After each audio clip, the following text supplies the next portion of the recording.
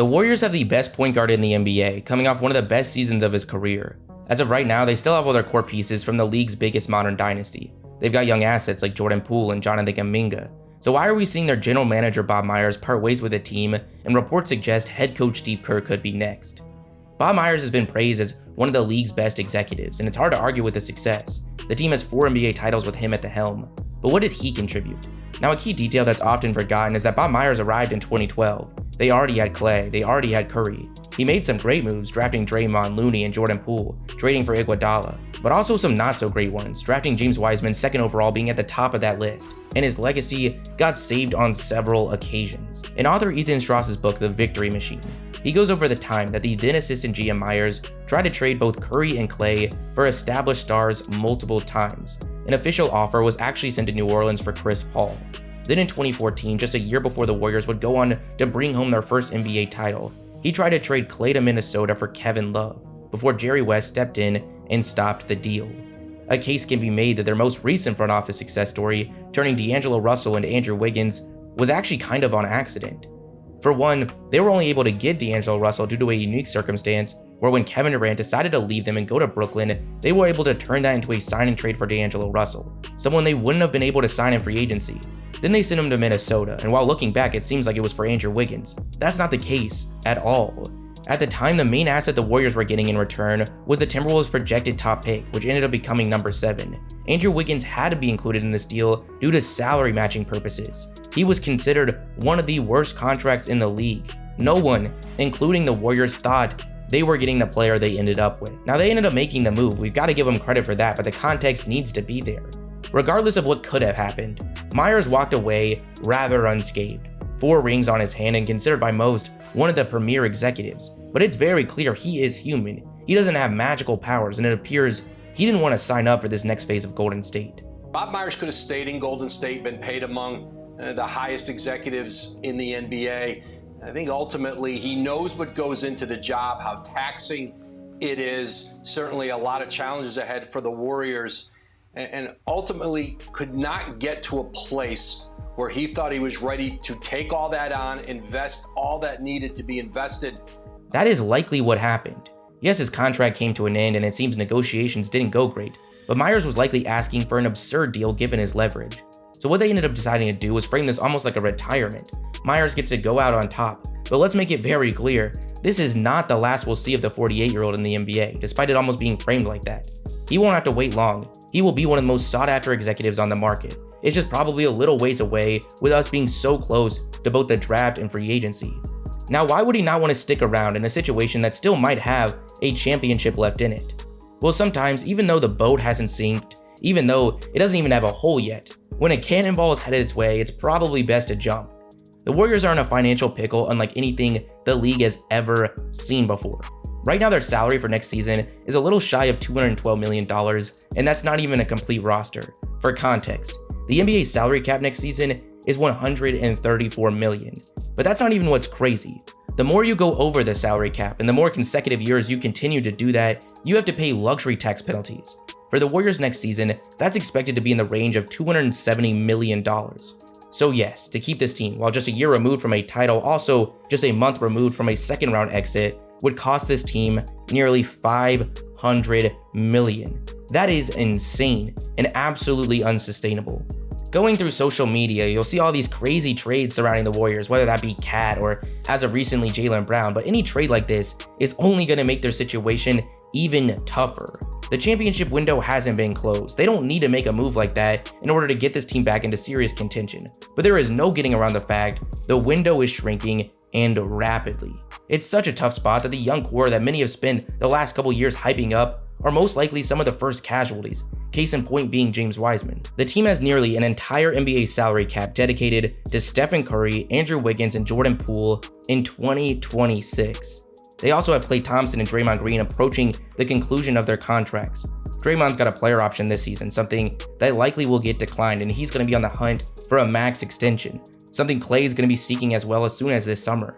It's actually possible we see these contracts handed out, which is dangerous territory. This team is already one of the most dependent on a single player as things currently stand today, that player being Stephen Curry. This team was absolutely atrocious with him off the court this season. It was a headache for not only the Warriors, but fans watching to figure out what the end of this rotation should be. On top of that, even if they resolved their depth issues, their core doesn't have much left. Curry hasn't slowed down, that's a great sign, but let's not forget, there's very few players in league history that were even decent at 35 years old. He's a top 5 player in the league right now, and it seems like that will be the case for a minute, but at this age, once things go downhill, it happens quickly. Clay's already dealt with multiple serious injuries. He's still a great shooter, but by no means the defender he once was. He's also 33 years old. Draymond brings nothing as a scorer, but he's a great playmaker and defender. He will be one of the best playmakers in the league till the day he retires. But at 33 years old, it's hard to say how many years are left with his defense at this level. On top of all this, you've got younger teams like the Nuggets, the odds-on favorites to win the title, a team with their entire starting unit under contract for at least 2 more years. The Warriors stock is coming down. In general, the rest of the West is flying up. This is a task no general manager wants to take on, especially one that's already proved himself in the eyes of many.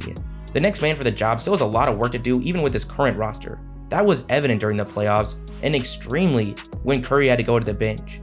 But he'll also have to deal with the insane headache that comes with dealing with the luxury tax. And these two things often contradict each other. They will be put in positions where they have to escape contracts for players that actually bring value to this team solely for financial reasons. It's a GM job that, even done right, will still look like a failure. Bob Myers gains nothing from sticking around. Then, on top of all of that, you add a new collective bargaining agreement which is coming in 2024. This makes things even tougher. For teams deep into the luxury tax like the Warriors, the league is cracking down. In this new agreement, the Warriors would not have the taxpayer mid-level exception, which is what they used to bring in Dante DiVincenzo. They couldn't sign any players from the buyout market like we just saw Miami do to get Kevin Love. They couldn't send out cash for draft picks like they did to acquire Jordan Bell a few years ago. They won't be able to send any draft picks more than 6 years out in the future. And they can't make any trade where they had to take on more salary than they give out, a rule that would have prevented them from getting Andrew Wiggins, the player that reinvigorated this team's title chances. So yeah, this GM job is going to be one hell of a headache. But all those concerns and worries about what's ahead also apply to head coach Steve Kerr, maybe even more so, leading to the increasingly more likely scenario he parts ways with the Warriors, and fairly soon. If you could coach this team for 5-10 more years, would you take that deal right now? Similar to Myers, Steve Kerr was in the right place at the right time. I don't think anyone wants to take away from what he's done, but his direct impact is a little deceiving. Kerr joined the team ahead of the 2014-2015 season, a season in which the Warriors would bring home the title. But the year prior, they were still a 51-win team that went to the second round. The more credit you decide to give Steve Kerr here, the more you take away from the jumps from what was a very young core at the time. Steve Kerr is a great coach. He's now added 4 rings on top of the 5 he had as a player. And while still great, it is safe to say he walked in to an amazing scenario that remained to this day, excluding a couple injury years. I'm completely aware that the only reason I've been here 9 years is that I get to coach one of the all-time great players and human beings in NBA history. But as we've alluded to, it doesn't take a genius to see the future ahead doesn't look nearly as bright. Even in the present, it's been a struggle for him. The playoffs made that very clear. There wasn't a team moving their rotation around more than Golden State in the first 2 rounds. They decided to eliminate Kuminga's role, give Moody a new role, switch the starters on multiple occasions. It was a headache. Kerr was having a hard time getting a lot of the recent draft picks on the court, especially in the playoffs. You know how age works.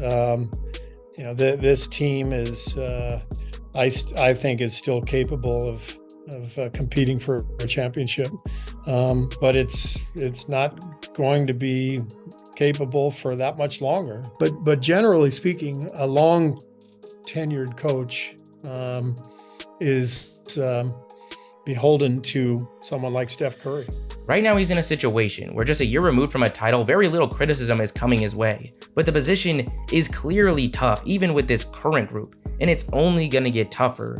Today's league is extremely reactionary when it comes to coaching. Few teams look to go the route of the Heat and Spurs. Leashes on coaches are shorter than they've ever been. Guys are getting fired left and right, and so there's probably a shorter life expectancy, for every coach. The NBA championship winning coaches from 2019, 2020, and 2021 were all eventually fired from the team they won with. Even a guy like Monty Williams, who's been constantly praised as this great coach, he gets fired following a season that was completely riddled with injury, including the playoffs. They also had to deal with a complete roster-altering trade just a couple months prior. Somehow, this is put on Monty Williams. We've reached the point where when a team falls short of expectations, the front office doesn't want to blame or fire themselves for what they put on the court, so it's the coach that goes. Now, this isn't necessarily what would happen to Kerr, but in such reactionary times and seeing what's ahead for the Warriors, maybe his job would never be at risk, but the sentiment surrounding him could drastically shift. So seeing the perfect opportunity stare you in the face, it's hard not to jump on it. The San Antonio Spurs are one of the most respected franchises in the league, a franchise that has stood by its head coach Greg Popovich for nearly 30 years now, but they will soon be looking for his replacement. At 74 years old, Popovich has made it very clear his career is coming to an end. It seemed like that was going to be this season, but now it's seeming more likely he's going to stick it out for another year. That just so happens to perfectly align with the conclusion of Kerr's contract with Golden State. Right now, reports and rumors suggest that he is the frontrunner to fill in for Pop's shoes. It's a perfect scenario for him. He gets to save face. He gets to go out there and say, San Antonio always had a special place in my heart from the seasons I spent with them as a player. It sounds good, but in reality, he's jumping off a sinking ship. Going to a team that's excitement surrounding it is a reason Pop probably wants to give it another year.